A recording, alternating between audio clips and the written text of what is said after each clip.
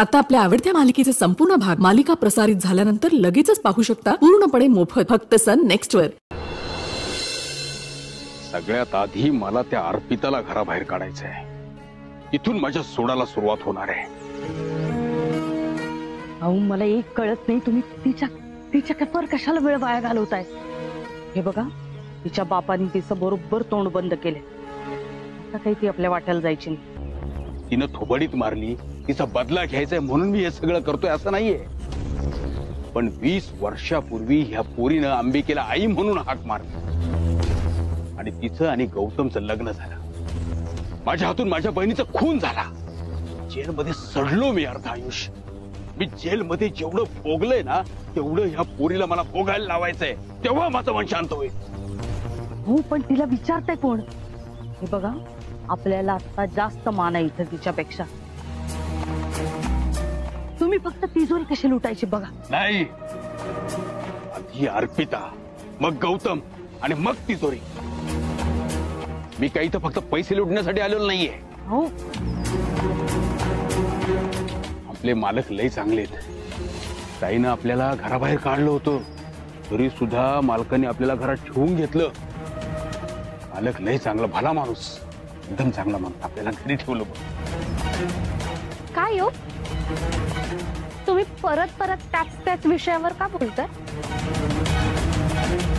हे बघा, अप्पूताईचं एवढं प्रेम आहे ना बाबावर की ती त्याच्यासाठी काहीही करू शकते। होय ताई, अर्पिता ताईंचं बरोबरच होतं। मी सुद्धा ना खूप रागवले।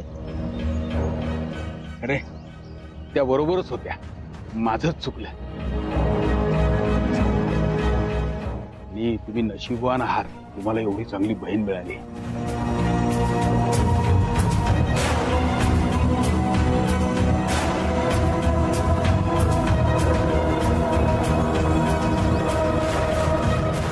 हो, बास झाला अर्पिता पुराण। आता तिजोरी कशी रिकामी करायची ना ते बघ। तुझ्यासाठी फक्त पैसे महत्वाचे आहेत, पण माझ्यासाठी बदला घेणं महत्वाचं आहे। या अर्पिताला घराबाहेर काढणं महत्वाचं आहे। तिला घराबाहेर कसं काढायचं ते मी तुला सांगतो।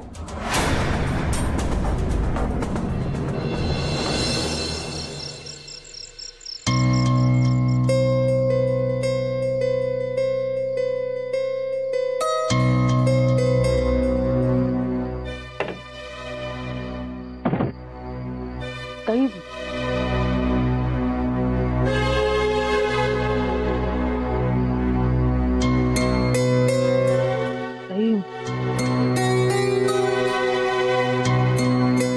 बोलायचं होतं थोडं।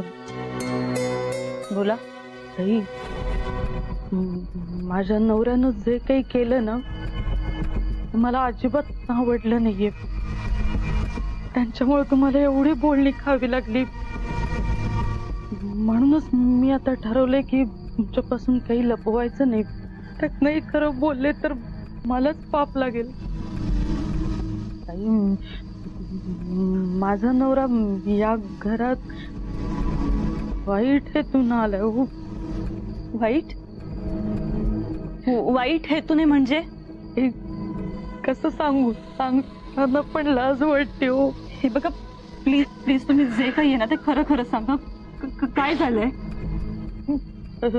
ताई, तुमच्या आईचा ऍक्सिडेंट झालाय खरं आहे, पण तो मी बघितलं हे खोटं आहे। मला त्यांनी असं सांगायला सांगितलं या घरात येता यावं म्हणून। मला वाटलं की श्रीमंत घरात नोकरी पाहिजे म्हणून असं केलं। पण जेव्हा साहेबांना मुद्दाम दारू पाजताना बघितलं ना तेव्हाच मनात पाल चुकले। बघा कसं शांत बसणार हो हे कळल्यावर। फोनवर मी ऐकलं बोलताना की साहेबांना दारूचं व्यसन लावणार आहे। साहेबांचे खूप उपकार आहेत तुमच्यावर। मला राहवलं नाही म्हणून सांगत आले तुम्हाला। तुम्ही खूप चांगली माणसं आहे, पण माझा नवरा ताई, तुम्हीच त्याला शिक्षा करून घरातून हाकलून देऊ शकता ताई. मला आधीच संशय होता त्या रघुवर, पण तुमच्यात माणुसकी आहे. तुम्ही प्लीज हे सांगाल माझ्या बाबांना. ताई तुम्ही नका हात जोडू ताई, नोकर माणसं आम्ही ताई, तुम्ही नका हात जोडू. पण साहेबांसमोर मला भीती वाटते ताई. तुम्ही सांगा त्यांना सगळं आणि मग मला बोलवा, मी कबुलीत येते. मी बघते काय करायचंय ते. मला माहिती आहे हे कोण करू शकतं, पण तुम्ही याल ना? येईन, मी आले.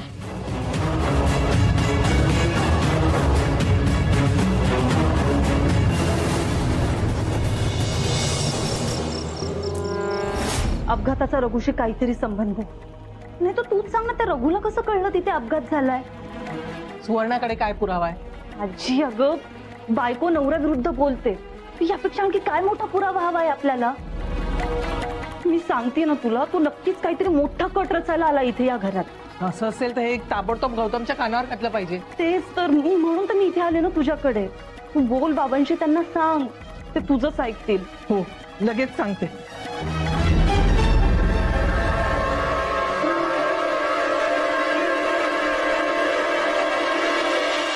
हे बघ, मंजिरीची काळजी असली कितीही तरी आपली तब्येत सांभाळायला नको का? जेवायचं वेळच्या वेळी, कळलं पिऊ? मंजिरीला तरी आवडेल का हे असं? तू हा, तो रघु चांगला माणूस नाहीये. तो आपल्या घरात आलाय खरा, पण इथे येण्यामागे त्याचा काहीतरी वेगळा हेतू आहे. तू त्याला आधी घराबाहेर काढ बघू. कोणी सांगितलं हे सगळं? अर्पिता, अर्पिता, अर्पिता. वाटलंच, ती मुलगी काही केल्या गप्प बसणार नाहीच ना, आणि तुम्ही तिला डोक्यावर बसवायचं थांबणार नाही. म्हणजे आता ती तुला येऊन काहीतरी सांगते, तुझ्या मनात काहीतरी भरवते, आणि ते सगळं हिने सांगितलेलं तू मला येऊन सांगतेस. अरे सुवर्णाने तिला सगळं सांगितलंय. आता तूच मला सांग, कुठची बायको स्वतःच्या नवऱ्याबद्दल असं सांगेल? अरे तिने म्हणे ऍक्सिडेंट बघितलाच नाहीये, तरी रघुने तिला तसं नाटक करायला सांगितलं. तू सुवर्णालाच विचार ना सगळं. एक मिनिट आई, उगाच कोणी उठून काही सांगता आणि म्हणून मी घरातल्या लोकांना जाब विचारायचे हे होणार नाही माझ्याचे, कळलं? बाबा थांब. हे बघ, आता एवढं आजी म्हणतीये तर एकदा सुवर्णा त्यांना विचारायला काय हरकत आहे? म्हणजे यामध्ये खरंच काही तथ्य असेल तर आपण सगळ्यांनी सावध राहायला हवं ना. हो, तू एकदा शहानिशा करून घे ना प्लीज.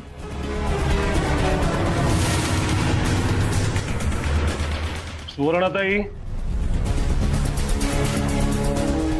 सुवर्णाताई,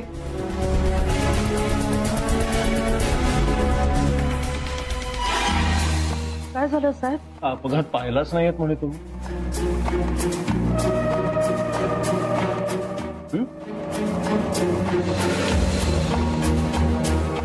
काय यांनी तुम्हाला खोटं नाटक इथे येऊन सगळं करायला सांगितलं? कट रचताय तुम्ही दोघं? साहेब तुम्हाला कोणी सांगितलं?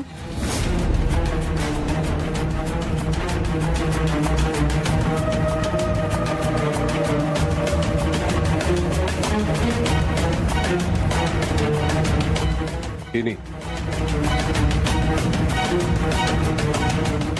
आणि हे सगळं हिला तुम्हीच सांगितलं?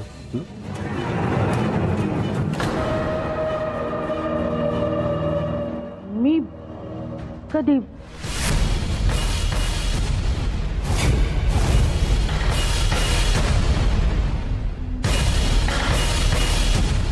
मी तर ताईंना काहीच नाही बोलले. आणि का बोलेन? अरे भाऊ, माझा नवरा एकदम देव माणूस आहे हो. दिवस रात्र कष्ट आणि इमानदारीनं काम एवढंच माहितीये त्यांना.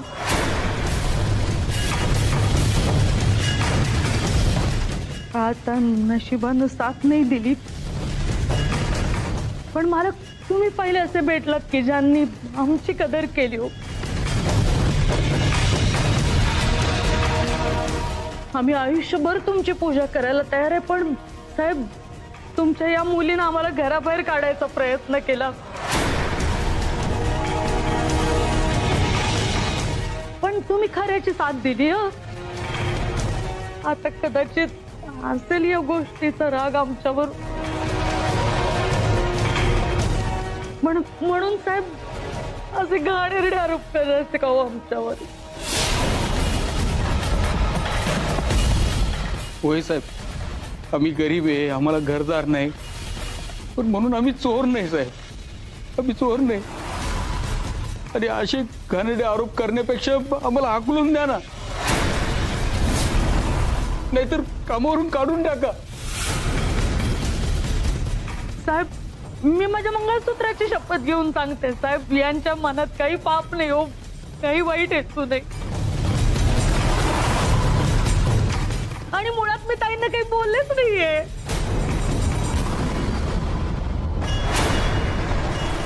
खोटं खोटं बोलतायत या. आई,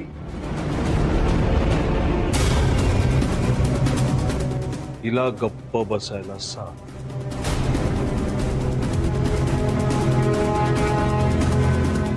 नाही मी खरं सांगतेय. आई, हिला तू गप्प बसायला सांगतेस की मी सांगू? साहेब ताईंना नका काही बोलू. आता इथं त्यांची आई नाही म्हणल्यावर कदाचित डोक्यावर परिणाम झाला असेल. तुम्ही त्यांना डॉक्टरांना दाखवा, औषध पाणी लवकर केलं म्हणजे पटकन बरे होतील त्या.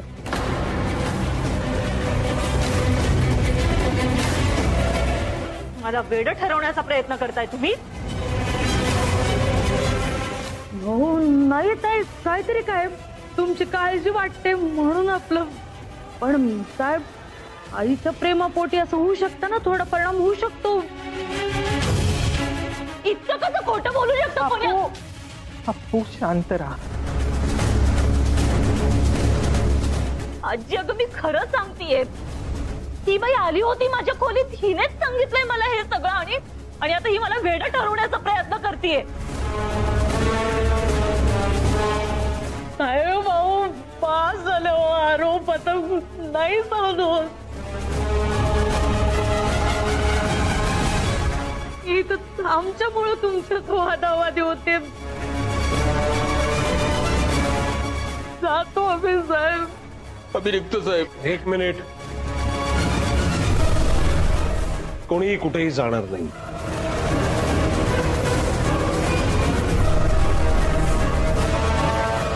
बाकी कोणी काहीही म्हणो, माझा तुमच्यावर विश्वास आहे.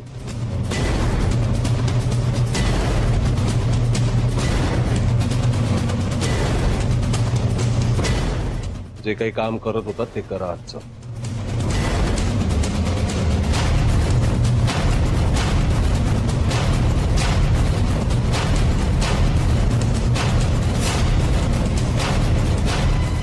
बघितलं, ताईने जरी आपल्यावर अविश्वास दाखवला असला तरी साहेबांचा आपल्यावर विश्वास आणि त्यांच्यासाठी आपल्याला इथं थांबलं पाहिजे.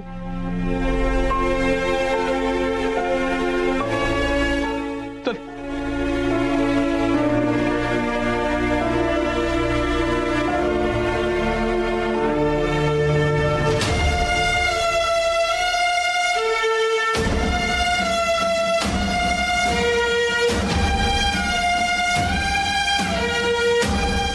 मी आता तुला शेवटचं सांगते. बाबाला निष्कारण त्रास देऊ नको प्लीज. एवढे तरी उपकार कर.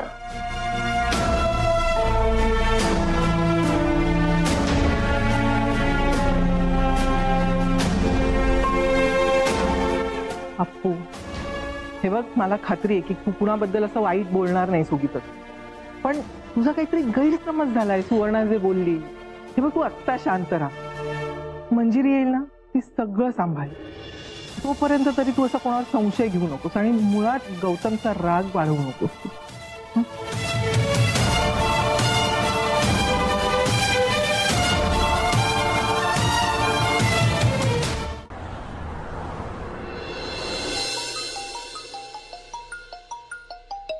आजी हा बोला आजी.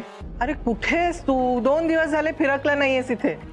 ते मंजिरी मॅमना शोधण्याचा प्रयत्न करतोय ना, तर माझे काही मित्र त्यातच बिझी आहेत आणि त्यांचा फॉलोअप पण घेतोय म्हणून. हो का? बरं बरं ठीक आहे, पण तू ताबडतोब इकडे ये. का काय झालं?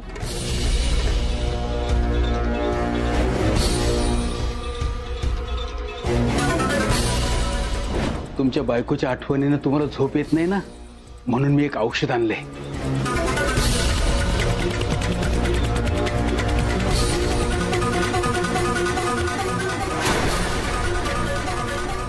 घ्या.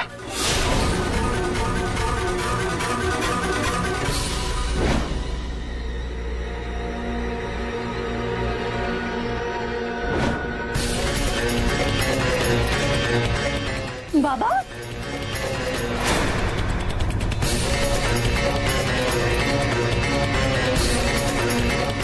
बाबांना दारू का पाजली? मी नाही पाजली, त्यांनी. खोटं बोलू नका. अहो, ते म्हणाले बायकोची खूप आठवण येते, दारू घेऊन या म्हणून.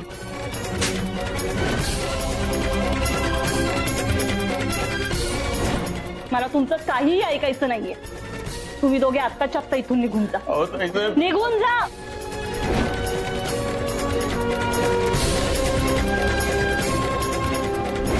माझ्या घरात मला गरज पडली म्हणून मी काही केलं तर ते करण्यात मला मदत करणाऱ्या माणसांना ही आता परस्पर हाकलून देते. येते कुठून एवढी हिंमत? हे माझं घर आहे.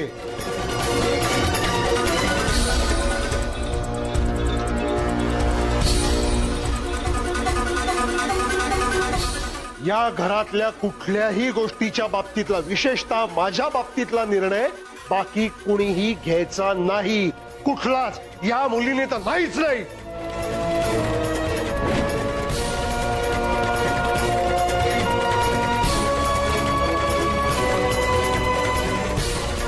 नाही तर तूच सांग ना, त्या रघुला कसं कळलं तिथे अपघात झालाय?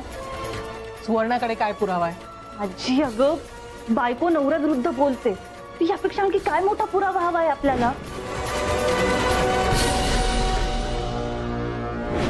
मी माझ्या मंगळसूत्राची शपथ घेऊन सांगते साहेब, यांच्या मनात काही पाप नाही हो, काही वाईट हेतू नाही. खोटं खोटं बोलतायत या. ह्याच आल्या होत्या माझ्या खोलीमध्ये. आई हिला गप्प बसायला सांग.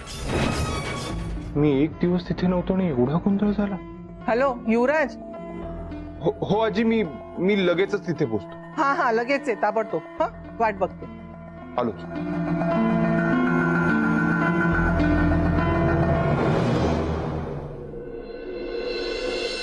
अरे कुठे निघालास? अहो आपणच मुलांना सांगतो ना की बाहेर जाताना टोकायचं नसतं म्हणून, आणि आपणच नाही. अगं हा हल्ली कधीही येतो कधीही जातो आणि कोणाशी बोलत सुद्धा नाही, म्हणून आपलं विचारलं मी.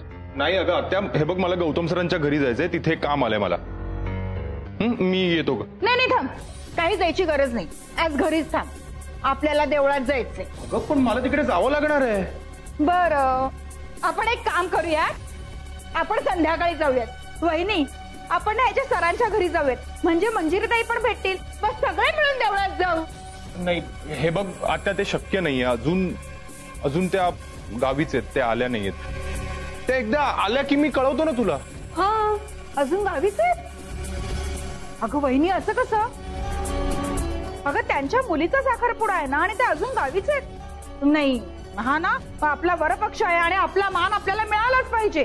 त्यांना हे लग्न मान्य आहे ना? आता तू मम्मी ऐक ना प्लीज, समजाव नाही का? तुला माहिती आहेत ना ती माणसं कशी आहे. हो मी सांगते. वंच अहो युवी म्हणतोय ते बरोबर आहे. अहो तुम्ही अजून मंजिरीताईंना भेटला नाही आहात ना, म्हणून तुम्ही हे असं बोलताय. खूप साध्या आणि सरळ मनाच्या आहेत हो त्या असं कधी वागूच शकत नाही. नक्कीच गावाला काहीतरी अडचण आली असणार म्हणून त्या तिथे थांबलेत. अहो तुम्ही अजून मंजिरीताईंना भेटला नाही आहात ना, म्हणून तुम्ही हे असं बोलताय. खूप साध्या आणि सरळ मनाच्या आहेत हो त्या असं कधी वागूच शकत नाही. नक्कीच गावाला काहीतरी अडचण आली असणार म्हणून त्या तिथे थांबलेत. असू दे, माझ्या भावाने युवराजच्या लग्नाची सगळी जबाबदारी माझ्यावर सोपवली आहे म्हणून जातीने लक्ष देते. मी काय म्हणते वहिनी, आपण जाऊन येऊयात का तिकडे? म्हणजे मंजिरी वहिनींच्या मनात काय आहे ते सुद्धा आपल्याला कळेल. एक मिनिट आत्या, हे बघ, जोपर्यंत त्या परत येत नाही तोपर्यंत मला विचारल्याशिवाय त्या घरात कोणीही जाणार नाही. बाई बाई बाई बाई बाई, युवी, तू असं उद्धटपणाने कधीच माझ्याशी बोलत नव्हतास.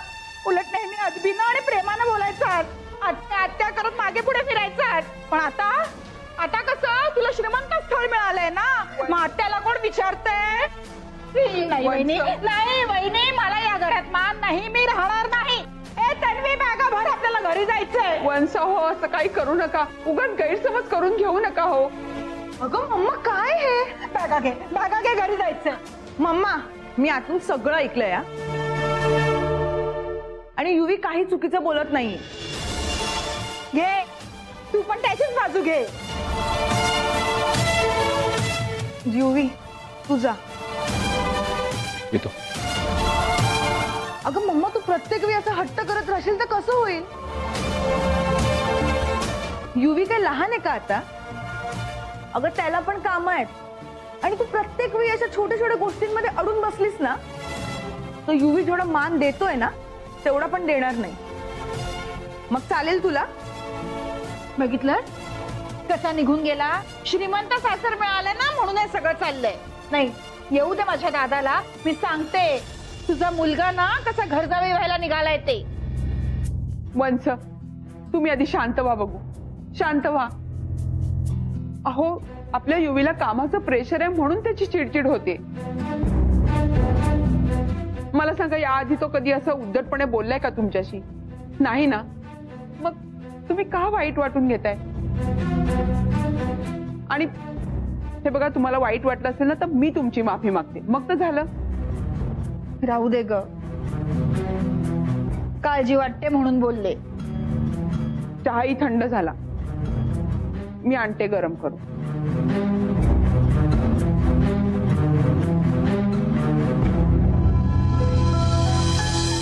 काय गे, इथे आल्यापासून फार बदलली आहेस तू.